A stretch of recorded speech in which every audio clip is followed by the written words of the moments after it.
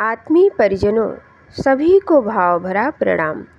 ओम अखंडमंडलाकारं व्याप्तं येन चराचरं तत्पदं दर्शितं येन तस्मै श्रीगुरुवे नमः।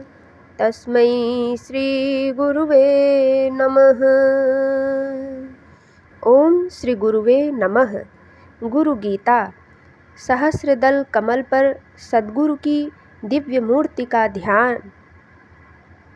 गुरु गीता के महामंत्रों में सद्गुरु के ध्यान का संगीत है। इसकी सुरीली सरगम से एकाग्रता, स्थिरता, शांति एवं पवित्रता की धुनें रची जाती हैं। इसके प्रभाव से व्यक्तित्व की अंतर्निहित शक्तियों को अपनी सार्थक अभिव्यक्ति मिलती है। शिष्य साधक ज्यों-ज्यों अपने सद्गुरु के ध्यान में डूबता है, त्यों-त्यों उसकी भाव चेतना गुरु प्रेम में भीगती जाती है। वह अपने प्यारे सद्गुरु के रंग में रंगता चला जाता है। यह अनुभूति ऐसी है जिसे केवल पाने वाला अनुभव करता है। इसे ना तो कहा जा सकता है और ना बताया जा सकता है। ध्यान के रूप और रंग कई हैं, इसकी विधियाँ और तकनीकें कई हैं।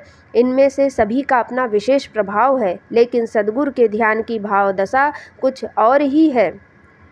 इसके प्रभाव की रूप छटा के रंग ही निराले हैं। इन्हीं में से कुछ रंगों की कथा पिछले मंत्रों में कही गई है। शिष्यों को यह बोध कराया गया कि गुरुदेव आनंदमय रूप हैं। उनसे शिष्यों को आनंद मिलता है। वे प्रभु प्रसन्न मुख एवं ज्ञानमय हैं। वे सदा ही आत्मबोध में निमग्न रहते हैं।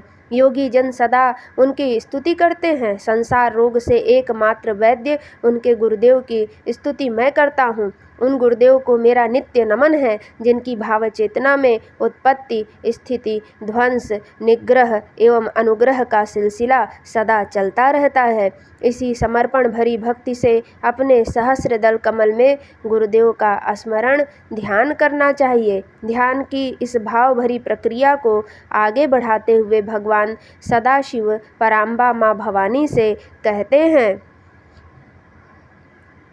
न गुरोरधिकं न गुरोरधिकं न गुरोरधिकं न गुरोरधिकं शिवशासनतः शिवशासनतः शिवशासनतः शिवशासनतः इदमेव शिवं त्विदमेव शिवं त्विदमेव शिवं त्विदमेव शिवं मम शासनतो मम शासनतो मम शासनतो मम शासनतः एवं विधं गुरुं ध्यात्वा ज्ञानम् उत्पद्यते स्वयं तत्सद्गुरु प्रसादेन मुक्तो अहमिति भावयेत। गुरुदेव के अधिक कुछ नहीं है, गुरुदेव से अधिक कुछ नहीं है, गुरुदेव से अधिक कुछ नहीं है, गुरुदेव से अधिक कुछ नहीं है।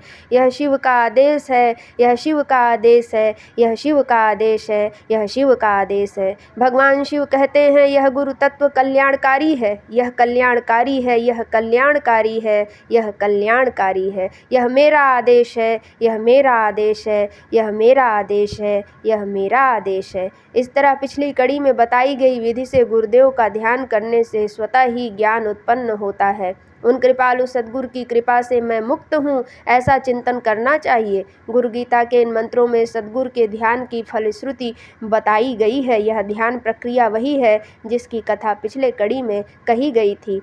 यह ध्यान अति विशिष्ट है। इस ध्यान से सद्गुरु के सदाशिव होने का अनुभव मिलता है और यह अनुभव कहता है कि गुरु से अधिक और कुछ नहीं है। यही परम कल्याणकारी है। शिव के इस आदेश व उपदेश की सार्थकता उन्हें अनुभव होती है जो अपने सद्गुरु के ध्यान में रमे हैं।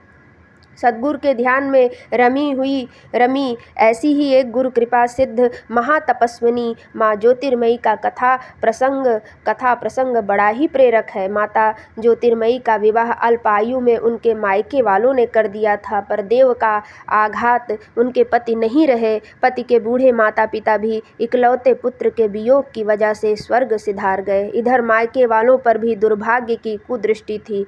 वह थी भी माता पिता की इकलौती कन्या। पुत्री की इस दारुण वेदना से विह्वल माता पिता अधिक दिन जीवित न रह पाए। वे भी परलोकवासी हो गए। 12-13 वर्ष की बालिका ज्योतिर्मयी का इस संसार में अपना कोई न रहा।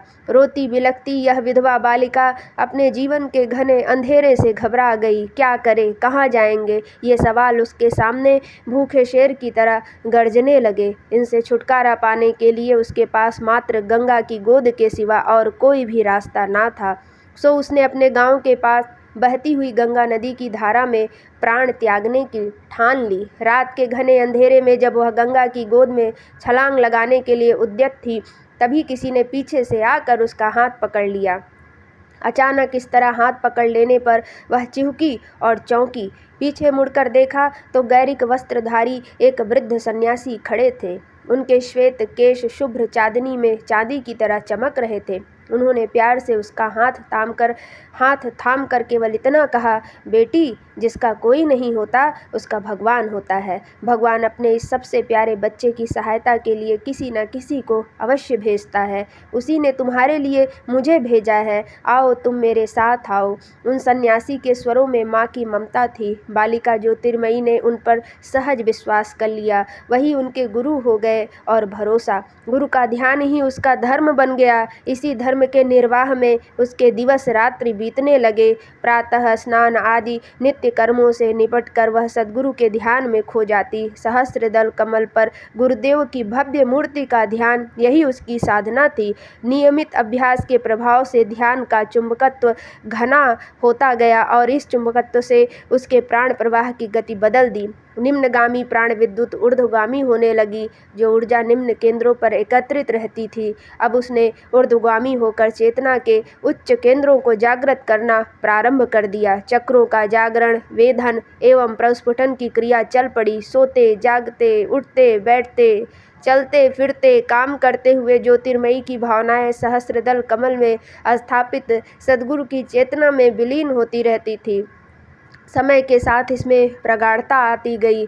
वर्षों बीत गए और गुरु ने स्थूल देह का त्याग कर दिया, पर उनकी सूक्ष्म चेतना के साथ ज्योतिर्मयी का अभिनव साहचर्य था। वह हमेशा कहती थी कि सच्चा शिष्य हमेशा अपने गुरु के साथ रहता है। वह अपने गुरु में रहता है और गुरु उसमें समाये रहते हैं। अब उसका व्यक्तित्व सभी आध्यात्मिक सिद्धियों, शक्तियों एवं विभूतियों का भंडार बन गया। आध्यात्मिक साधना की दुर्लभ कही जाने वाली अवस्थाओं को उसने सहज प्राप्त कर लिया। हालांकि उसके आसपास के लोग उसकी इस उच्च स्थिति से अनजान थे। उन्हें तो इस सत्य का तब पता चला जब हिमालय की दुर्गम कंदराओं में तप करने वाले योगीराज महाआनंद ने उन्हें बताया कि तुम्हारे गांव के पास गंगा किनारे वास करने वाली माँ ज्योतिर्मयी परम योग सिद्ध हैं और उन्हें यह अवस्था सद्गुरु के ध्यान से मिली है। इस सच को सुनकर सभी कह उठे, सद्गुरु की महिमा अनंत। इस अनंत महिमा के अनंत विस्तार का अगला आयाम इस प्रकार है।